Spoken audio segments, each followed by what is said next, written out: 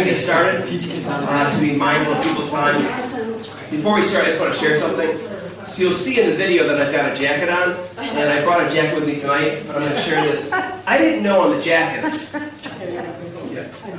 the jackets in the back, like these are all threaded together. You're supposed to take those out. And I thought my pockets didn't work because those were all. Nobody told me that.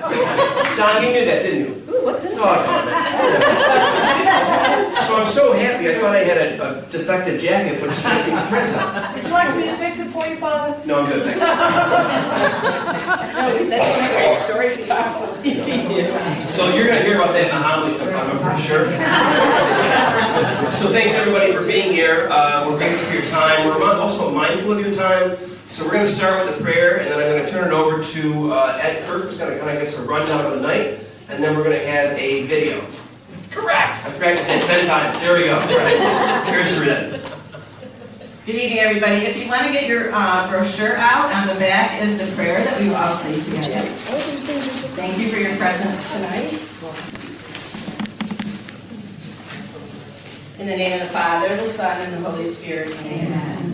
Gracious God, through your Holy Spirit, you continue to bless the community of St. Mary's Assumption with your abundant gifts. Grant us your guidance in the use of these gifts, as we look to the future of our parish and her present needs. We remember those before us who committed their resources to create legacies at St. Mary's, and we gratefully seek to follow their example. We offer gratitude to Mary, our blessed Mother, for her protection and intercession. May she continue to keep our church towards our heart as we carry on our mission to be a loving and loving home to all. Loving God, as we unite faith, hope, and charity to restore our parish campus, we ask that you reckon our efforts and inspire us to respond generously to this national campaign with our time, talent, and treasure. May our work be worthy of your business and our accomplishments reflect your glory. Accept our prayer in the name of your Son, Jesus Christ. Amen.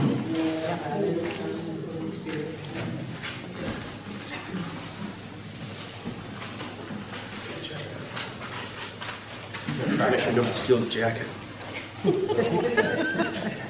Just throw it anywhere. Okay, so for people like Michelle who don't know me, I'm Ed Kirk. And then we have Tara Nolan. Tara and I are the co-chairs for the capital campaign. And Jack Kearns is the lead person for the consultant group that we use to help keep us on track and plan out what we need. So you're going to hear from all of us, and of course everyone knows Father, but we also want to recognize Mary Riemann, who is kind of the glue that holds all this together and gets everything going and keeps Father on track. Mary manages me, but she makes it so I don't even know she's managing me, which is a gift. So that's a gift. So again, welcome. Thanks for coming this evening. I appreciate you. We all appreciate you being here. I know that there's a lot of other things that you could be doing on a beautiful evening here in Syracuse. So what I want to do is just run down the evening so you know what to expect. First of all, we did all the introductions. That's the easy part. We're going to listen to a video in a moment. It's an hour and a half long, and then we're going to have a few comments from myself and Tara, and then Jack is going to run through the booklet here, kind of talk about the campaign throughout that, and then we're going to leave a lot of time for questions and answers. The whole thing should wrap up in about 60 minutes, we're hoping. And at that point, if you want to ask personal questions, you don't want to have a public question, we'll be around afterwards. After we finish, you can immediately leave, or you can stick around and eat cookies and have some coffee or whatever. So whatever you'd like to do at the end is okay. So from that point, Mary, I'm going to have you run the video. So we are taping this for people that might be at home. So we just encourage you to, if you could, to silence your cell phones. And I say that for me, actually. But we're grateful. If you go online on any given weekend and you look at the masses that are watched on YouTube, so we have the 4 o'clock and the 9 o'clock that are taped. On any given weekend, we have about 125 families that watch the 4 o'clock, and we have 130 families that watch the 9 o'clock. So what's great is that we still have people that are connected to the parish, even if they're not attending, but we want to make sure that we provide them an opportunity to hear about what we're doing. So if you could silence your phones, that'd be great. Thank you.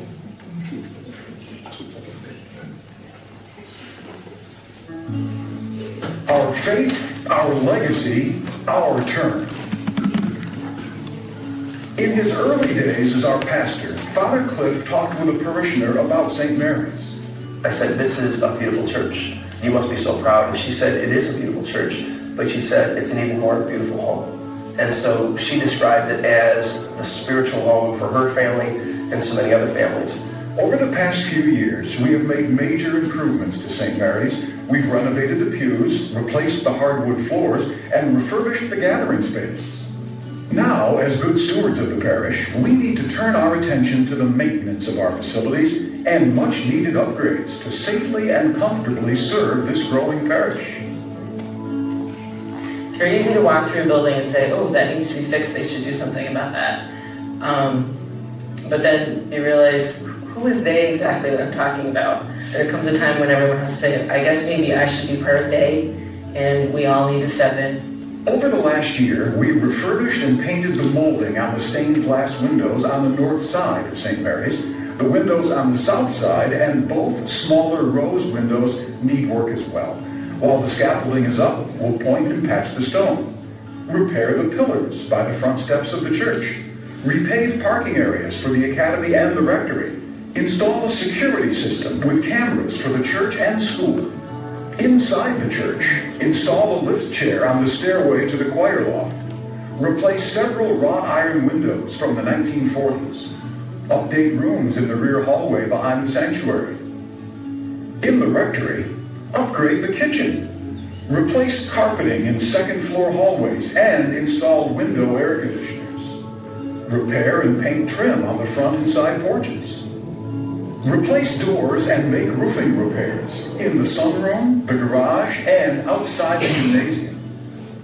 In the school, repair the brick chimney and replace or refurbish the cross. Replace the boiler that provides heat and hot water to both the school and parish center. In the parish center, address drainage problems leading to water infiltration in the basement. And upgrade our youth group room. And right now we're getting anywhere between 25 and 30 teens a week, and it's a good problem to have, but we've run out of space. Having a place, a program in which teens feel welcomed, they feel safe, they feel a part of the community, allows them not only to become a part of the church community, but allows them to grow closer to Christ and then be involved in that community. I think people should support the program. This is a very loving, giving, dedicated community, and they're always very responsive to the needs of others. If our facilities, our church and our facilities are not inviting, then we will not be likely to invite others to join us. This is our home, it's been our legacy, and now it's our turn to step up and to do the best that we can so that previous generations will be proud of us for what we leave future generations. Our faith, our legacy, our turn. Please support our capital campaign.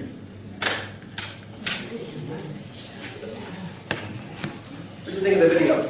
Very great. I thought it was really well done. Janice McKenna did the video. There's two people that we had not yet introduced, and they're really important in the governance of the parish. So we have John Bernetti over here as one of our trustees, and Renee as well. Renee Romans are two of our trustees. Grateful that Raquel is here, as well as Kristen, and just an acknowledgement of our two sisters. So Sister Bernadette and Sister Marcia, we're one of the few parishes, I think, in the western region that have nuns. There's not a lot of parishes that have nuns, but we're grateful for their presence, and we hope that we have more. I'm going to turn this over to Ed Terra.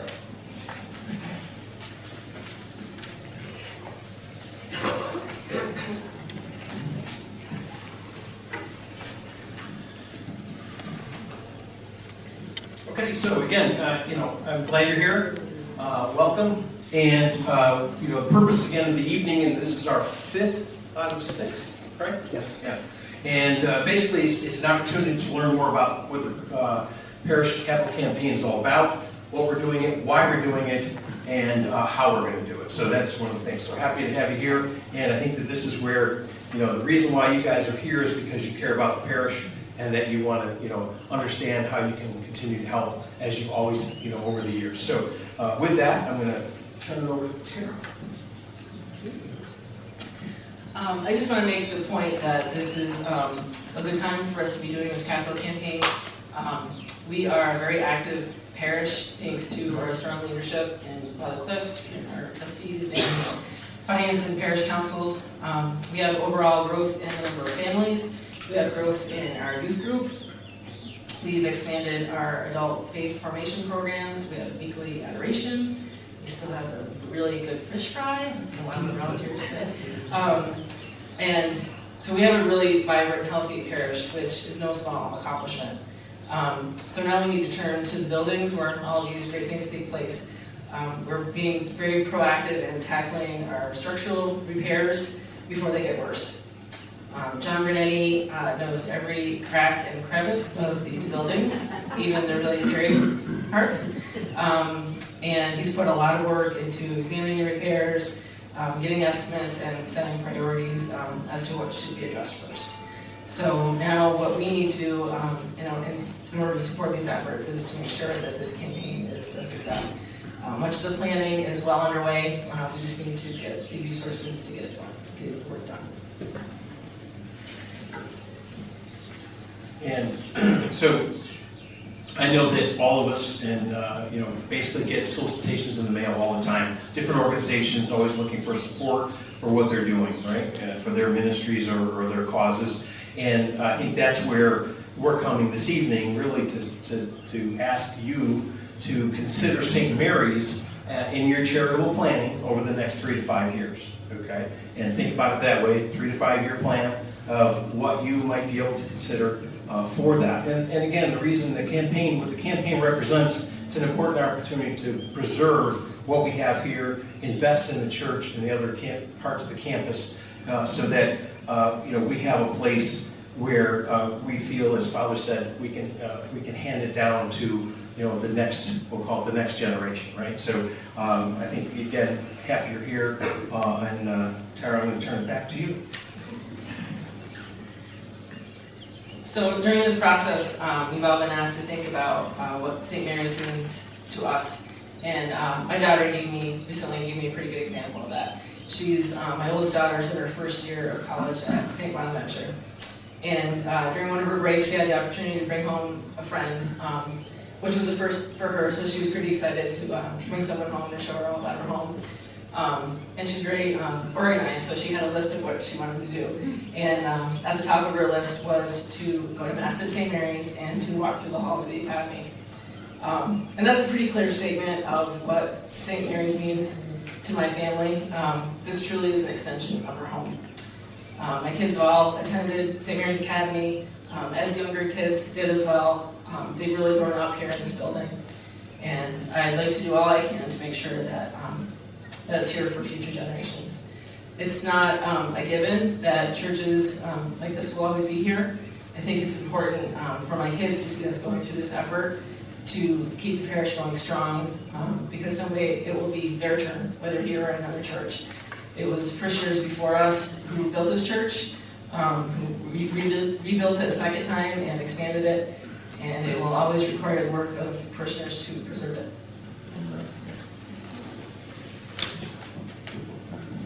So, we're talking obviously about buildings and other parts of the campus, right? And those are important. Those are really conduits to really why we're here. And why we're here is to worship together, to build community, right? And as Father always talks about, to have the sacramental life, right? And so that's the whys, but in my mind, I want to elevate that a little bit higher and bring it to the who. And the who is Jesus Christ, right? That we receive in Holy Communion every Sunday, right? That's the sacraments that we receive, and the other sacraments that are available to us. So it's really the why and the who of why we're here. And if we can focus on having a beautiful campus, then we are willing to invite other people to come to our campus, our church, because we're proud of it, right? And we're proud of what we've done, and we're proud of what we've accomplished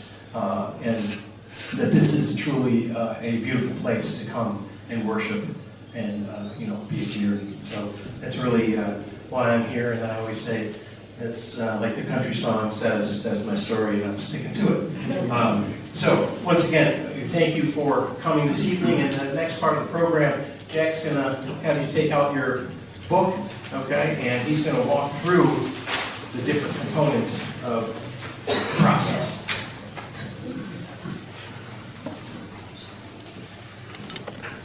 Thank you, Ed. As Ed mentioned, my name is Jack Kearns, and I'm a Catholic fundraising consultant. And for over 35 years, I've been helping Catholic parishes raise funds for almost any reason why I think they would need to raise money, whether it's to build a new church, whether it's to build a school, whether it's to build a parish center or a gathering space, eliminate or reduce a debt. These are all the types of programs that I've been involved in, as I said, for more than half my life.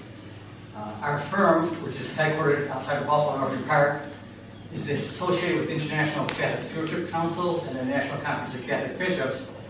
And the reason why I mention that is because we follow their recommendations, and so we're a flat fee firm. Whether the parish raises $1 million or $2 million, the costs and expenses are already fixed and they're all set in place. So that's part of one of the advantages of working with a firm like us, is that there's no limit on how much a parish can really raise and also retain.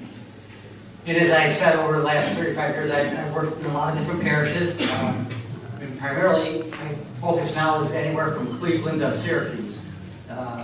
Over the last several years, we've been very involved in Rochester, but also here in the diocese. And when I said before that I raised funds for almost every manageable need, I didn't think that just a few years ago, here in Syracuse, we would be building a new rectory. But we did over at Holy Family in Camillus. So we had a campaign there where we raised almost $3 million for a new rectory, work in the church, and work in the school. Before that, we're at St. Patrick's on Tip Hill, and we helped them raise over $1 million for their church restoration and renovation. St. Michael and St. Peter on Onondaga Hill, St. Rose in North Lima, we helped them raise $2.4 million for North Syracuse, really. St. Rose of Lima in North Syracuse, just a few years as well. So we've been very active in this diocese as well as many other dioceses. And the reason why I shared it with you is because our campaign plan is really based on the same success and experience from these other parishes. So when we come to St. Mary's, part of our responsibilities is to put together a game plan and show you how you can raise the funds necessary to do the important work. And so one of the things that we always promote in all capital campaigns is we ask parishioners to consider making a pledge. Because as you look around this campus, there's been many campaigns over the years and many additions and things of that nature. And all of that was accomplished really through a pledge program, as well as all the other parishes that I've talked about. I'm sure many of the parishes that you're familiar with, where you grew up, and not only in parishes, but also with high schools and other institutions. Pledging is the backbone of how these funds are raised, because it gives people an opportunity to spread out their charitable giving over a number of years, and they can budget it out and make it palatable in that sense. So our overall objective is, tonight we're asking you to think and pray about how you can support the parish, but we're asking you to take your folder home, and then in the privacy of your own residence, determine what you can pledge, and then if possible, if you could return that pledge in the envelope that you received over the weekend, or maybe the following weekend would also be an option. So part of our process is to get the ball rolling, as they say, and one of the things that we find, we want to kind of create some momentum and enthusiasm through these receptions. This is number 5 of 6. And so, not this weekend, but the following weekend, Tara will be speaking at the Masses, and that's when we're opening it up to the whole parish, and that's the public phase. And hopefully at that point we'll have some good news to share. And when people understand that the campaign is on a good pace, all of a sudden a lot more people will want to become part of the success. It's the bandwagon effect. So in the beginning, people are a little nervous, and they think, can we raise $1 million? Well, we can, but we need everyone's help. And I guess one of the simplest ways to look at it is, if we had about 200 households, average a pledge of $5,000, that would equal $1 million. But of course, things don't work that easily, and life isn't, perfect like that. But that's the big picture. That's the analysis. How can we get to $1 million? And the reason why I use that number of 200 households is because that's typically the percentage basis of what parishioners donate in Catholic parish. The other parishes that I've talked about previously tonight, it's been around the same rate of participation, 20-25% of the parish family usually contributes to capital campaign. So I don't expect it to be any different here, but if it goes better than I think, then obviously we can raise more money and the parish can do more work. But my job is really sometimes is to present the reality check that we're not going to have 500 households all give $2,000 and we're going to raise the funds that way. We have to kind of base this on our analysis of all the other parishes and really what's happening in most other parishes in the country. So that's the big picture. That's our overall objective. Now, the trick is, how do you average $5,000 from 200 households? Because we know that everyone's in a different spot in life. Some people will be able to jump right in and be able to make a gift and get the ball rolling.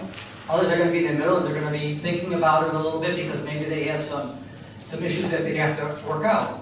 Some people are facing health concerns. Others have economic issues. So there's a whole variety of reasons why not everybody can support the parish in a capital campaign. And one of the things that we find is that typically, the people that are worshiping with you every week, they're praying with you, they support the parish, they're tithing. But when the capital campaign comes along, there may not be that much left over in their budget because they're giving all they can every week. And the capital campaign is for extraordinary needs, and they don't budget that. They're not prepared for that. So that's why we realize that we're not going to have 50%, 30% participation. It's going to be in that 20 to 25% area. And that's just based on all the other campaigns that we've ran in the area, as well as some of the other locations that I talked about. So that's the big picture. Now, at this point, what I'd like to do is walk through the booklet with you, and then in a few minutes, we'll answer your questions. And as you'll notice on the inside first page there's a letter from Father. And really, Father's talking about pledging over a 5-year period. And so, one of the benchmark is, as I said earlier, is that $5,000 pledge is $20 a week. It's $1,000 a year for 5 years. And that would be a great gift to keep the momentum going. Some will have to pledge less than that, and that's perfectly acceptable, and we realize that it's a reality. And some have the ability, they've been uniquely blessed, that possibly they could consider a larger gift to help balance out the total at the end of the day. So we're asking those individuals who have that unique ability to consider that as well. But the big picture is that a parish reflects the community. And in the community, people are at all different stages of life. Some are in that sweet spot where, they're at that point where the kids are married, they're out of the house, they're out of college, there's no more tuitions. Then you have another group who's kind of in the middle, they still have kids at home, they still have tuitions, they're struggling a little bit. And then you have the younger families who are starting off their lives and they don't have that much disposable income. So it's just the way that things work. A lot of times we call it either the rule of thirds or the Pareto principle. Either one applies, and it applies in the parishes because, as we said, that people in the parishes come from all backgrounds, they have all different abilities, have all different problems, but they have many blessings as well. So that's the way that we're approaching this campaign. We're asking everyone to do the best that they can based on their own blessings and circumstances. And if that happens, we know we'll be tremendously successful. On page 3, we have the outline of the projects to be addressed through the capital campaign. So all the funds raised remain right here at St. Mary's in a separate restricted account. The money is not shared with the diocese, it's not commingled with any other parish funds. This campaign is exclusively for these repairs that are listed in the booklet. And John will probably address that a little bit later. So all the funds raised are for this project. On page 4, we have some pictures. Some of the information you saw in the video, but this kind of drives home some of the key points of some of the work that has to be done. And then on page 5, again, we're emphasizing that pledge program, and as we said, that's how everything else has been accomplished here at St. Mary's, as well as most of the other causes in the area. They all follow the same format. And then we have the talk about $2.50 a day after 10% down payment, and that would, over a 5-year period, total a $5,000 pledge. One thing that we realize is that the foundation of all capital campaigns, the successful ones in parishes, is really based on equal sacrifice, not equal giving. So, you know, again, for those who have that ability to go beyond the 5,000, we'd ask you to consider that. For those who benchmark may be too high, we're asking you to do the best that you can. Because at the end of the day, every single gift will be important in helping us reaching our goal. On the opposite page, on page 6, we have a wide range of giving opportunities. And this is kind of like our roadmap or our playbook. How do we get there? And so this shows you some of the levels, and I just explained the logic to those levels, but apparently we're going to need gifts at all different levels to be successful. The trick again is, at the end of the day, to average $5,000 from 200 plus households, we're going to need to have pledges above that and right at that, because we realize, again, based on everyone's different circumstances, there will be pledges that come in below that. And one of the things in one of our philosophies when we run campaigns is we don't want to put a ceiling on anyone's generosity. It's funny because we see it all the time. And in this campaign, you know, we are asking for those individuals who couldn't afford and could contemplate a leadership gift, a major gift, a legacy gift, to consider doing that for your parish. Almost every campaign I have, after these types of meetings, people come up to you afterwards and say, Jack, I know what you're talking about. Syracuse University, they approached me and they asked me for a major gift. CBA, they approached me, they asked me for a leadership gift. St. John Fisher approached me, they asked me for a major gift. Lemoyne approached me, they asked me for a big gift. I know what you're talking about. So those people who might be in that unique position where you've been approached before, whether it's been a university, a healthcare institution, a high school, we're asking you to consider that for your parish. Those are the difference makers that will help us get over the hump.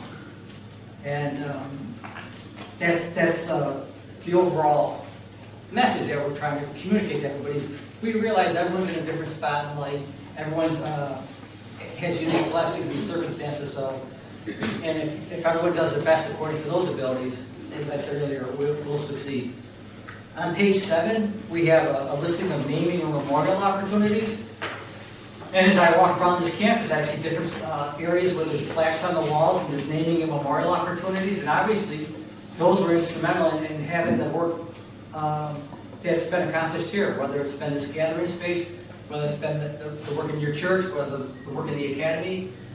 All that was accomplished through, number 1, the pledge program, and number 2, having the opportunity for people to make gifts in honor or memory of a special family member. Maybe someone wants to leave a legacy here in Baldwinsville, they want their family name to live on. Maybe someone wants to make a special gift in honor of a blessing, in honor of a blessing. So again, there's all these different reasons and different motivations for people to consider these, but they always do. And so far, in this campaign, the lift chair for the choir loft has been reserved at the $50,000 level. So one parishioner already wanted to do that for St. Mary's, and they pledged at that level. We have another family who wanted to memorialize the youth room, so they're pledging at the $15,000 for that update of the youth room. And again, it just shows you that there are other parishioners who have already stepped up to the plate and want to do this for their parish and can help out at these levels. And I think it's a wonderful example. It's something that we don't want people following. And then on page 8, we just talk about, asking you to keep in mind that there's a lot of information in the booklet. Again, if you have time to digest it in your privacy of your own residence, think and pray about what you can do. And then maybe over the weekend or the following week, if you could return your pledge card in that confidential return envelope. On page 9, we have some tax advantages on charitable giving. Some people are in a unique situation, and they've accumulated stock over the years, and maybe they bought Apple stock 20 years ago or another stock.